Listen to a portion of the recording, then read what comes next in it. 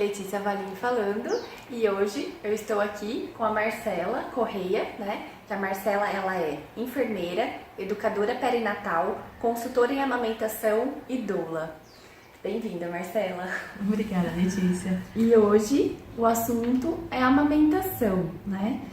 Marcela, por que agosto é considerado o mês dourado? Bom, o mês dourado, ele é porque o leite é considerado padrão ouro de alimentação, né? Por isso se escolheu essa cor dourada. Mas, na verdade, é um movimento que acontece no mundo todo. Ele surgiu em 1990, numa união entre a Unicef e a Organização Mundial de Saúde, né?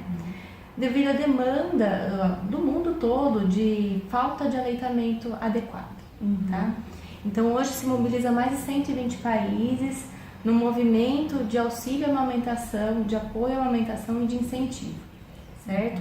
No Brasil, a gente começou, o Ministério da Saúde engajou nesse projeto também em 1999, então desde 1999 nós temos a Semana Mundial de Amamentação, que é o SMAM, né, que se fala, que vai de 1º a 7 de agosto, e a gente considera o agosto o mês dourado, que é o mês de incentivo ao aleitamento materno.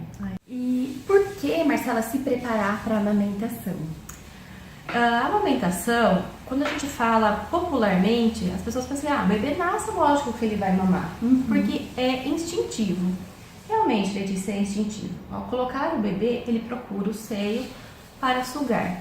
No entanto, o que aconteceu? Ao longo das gerações, a gente foi perdendo a proximidade com o aleitamento. Porque a nossa geração, por exemplo, muitas vezes as nossas mães não amamentaram.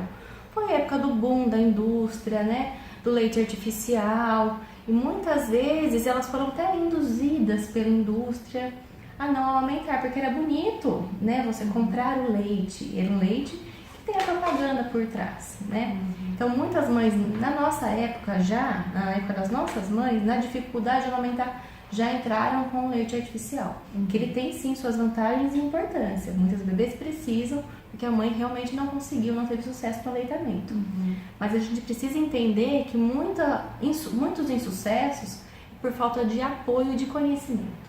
Incentivo, né, também. Hoje é muito distante, a mãe ela amamenta no quarto, trancada, ninguém vê, né? As avós já não sabem orientar, porque às vezes também não tiveram orientação, não conseguiram amamentar. Diferente de antigamente, que ficava na casa tias, primas, era muita gente morando junto, todos amamentavam, todas as mulheres fariam, né? E tinha essa proximidade, hoje a gente não tem, a gente perdeu por causa da industrialização, a gente foi ficando cada vez mais isolado, mais individualizado, e se perdeu um pouco essa parte instintiva da amamentação. Como que uma mãe deve se preparar para esse momento de amamentação? Tem algumas coisas para serem feitas antes? Como que a gente pode transmitir isso para a pessoa? Para a mãe poder amamentar, primeiro ela tem que estar emocionalmente disposta. O que isso significa? Ela tem que estar segura, ela tem que estar num ambiente tranquilo, ela tem que ter apoio das pessoas que estão ao redor.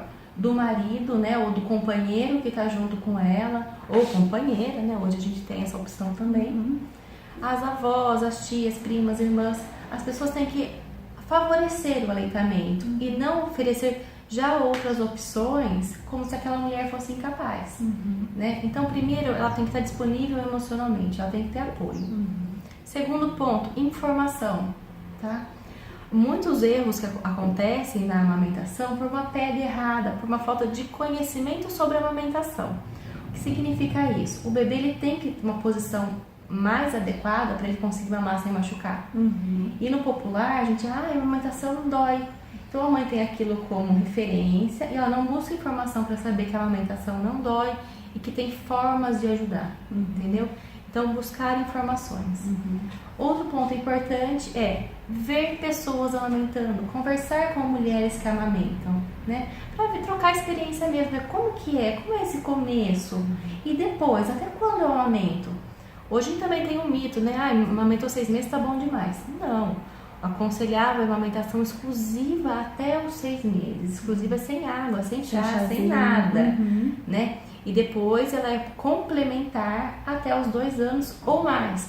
Então, quando a gente vê uma criança de 2 anos aumentando, na nossa cultura, hoje, nossa, é grande, né? E não, é adequado que ela mame pelo menos até os 2 anos.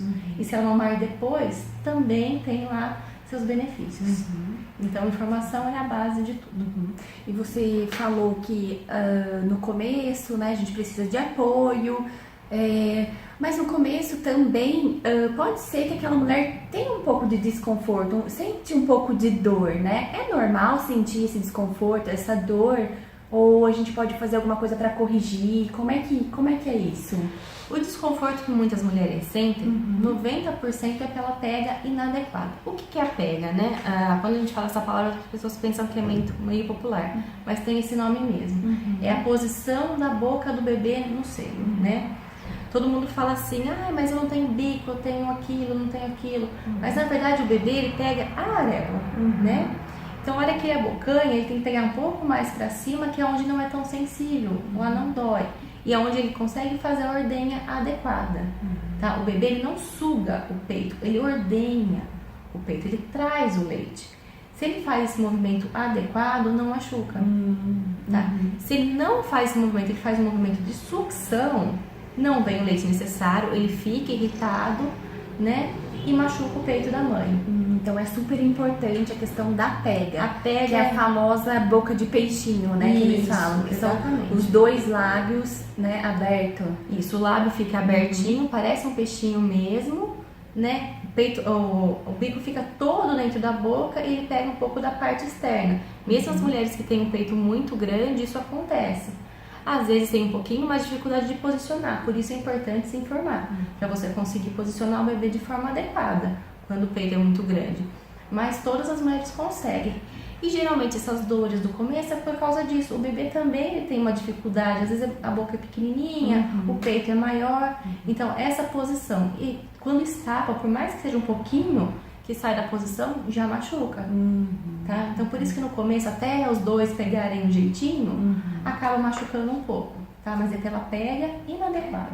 Existe alguma dica para essa mãe amamentar? Primeiro, não usar artefatos que não são indicados. Por exemplo, a concha. A concha é muito popular, mas ela não tem tanto benefício assim. Então esqueçam essas coisas que a gente põe para mais, né? E vamos agir ao natural. O que a gente precisa prestar atenção? Na pega, né? Que é o posicionamento do bebê. O bebê tem que estar com a boquinha de peixinho, abocanhando todo o mamilo, pegando parte da auréola, certo? Ele bem posicionado com a boquinha, a gente vai ver a posição do corpinho. Barriguinha de frente para a mãe, tá? Ela pode tanto estar amamentando, né? A cabeça no seio aqui com o corpinho de barriguinha com barriguinha, ou tem outras posições. Às vezes mamãe que tem a mama muito grande pode aumentar de lado, né? A cabeça do bebê aqui e o corpinho na lateral, mas sempre apoiado, tá bom? O importante é que ele esteja reto, a gargantinha em relação ao corpinho, tá? E não que ele esteja torcidinho, cabeça de lado. Não é adequado isso. Então, a amamentação convencional, né? Sim. Posso chamar de convencional. Sim. Amamentação invertida, é isso? Sim, lateral. E também a mãe, conforme o bebê vai crescendo, ela vai criando posições que ficam mais confortáveis para ela. Então é importante ver, às vezes eu coloco nessa posição, meu bebê escorrega, o peito escorrega um pouquinho, começa a doer porque a pega está inadequada. Isso acontece até com bebês grandes, né? Às vezes, por exemplo, eu amamento, a minha bebê tem 1 ano e meio, né? Quando ela começou a nascer os dentinhos, ela começou a mudar um pouquinho a posição da boquinha. E eu sentia já que estava errado. E a hora que eu olhava, a marquinha do dentinho estava no meu umbigo. Era aquela escorregadinha que dava. Então, você tira e volta a posicionar de novo. E ela já, o bebê que mama, já sabe mamar, já sabe pegar. Mas isso acontece até com bebês maiores, né? Então, é bastante importante a gente corrigir a pega, a posição do bebê. E tem também aquela posição de cavalinho? Tem também a posição de cavalinho, que é uma opção, o bebê de frente, né? Tipo sentadinho mesmo na mãe. Tem a posição deitado, que é muito confortável para a mãe, né? A amamentação no seio, né? Ela pode ser deitada, então se deita de lado, põe o bebê retinho na lateral, também pode. Não dá otite, o que dá otite é quando a mamadeira, não pode dar mamadeira deitada, tá? O movimento que o bebê faz na sucção da mama, né, a ordenha da mama, não permite que vá leite pro ouvido, né? Que tem a vedação labial perfeita. Isso, né? uma vedação perfeita. O que não acontece com a mamadeira, porque na mamadeira o bebê suga, tá? E no peito a gente ordenha. Então são dois movimentos diferentes, certo? Por isso que é importante também não introduzir bicos artificiais. Quando a gente introduz precocemente o bico artificial, a chupeta, a mamadeira, o que acontece? Nesses instrumentos o bebê suga.